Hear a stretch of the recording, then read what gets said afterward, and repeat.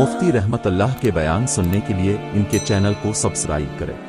آتے ہیں تیسرے مسئلے کی طرف کہ اگر نکاح میں مہر کا ذکر نہیں کر دیا گیا تو ایسی صورت میں کیا صورتحال ہوگا؟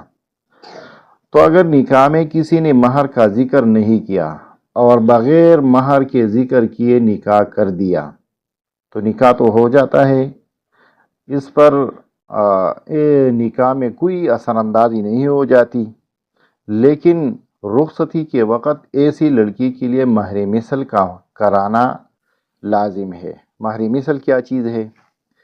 اس لڑکی کی دوسری بہنیں ہوں گی، ان کے لیے جتنا مہر مقرر کر دیا گیا ہو اسی مقدار کے بقدر اس کا مہر مقرر کر دیا جائے۔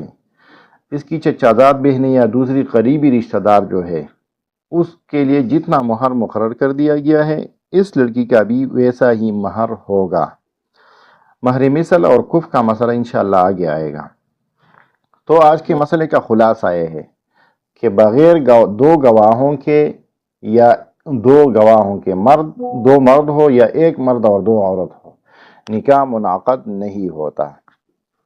دوسرا ہے کہ ولی کی اجازت کے بغیر نکاح کرنا مختلف ہے، لیکن فقہ حنفی کی روح سے جائز ہے، لیکن شرعاً اور اخلاقاً یہ ناپسندیدہ عمل ہے۔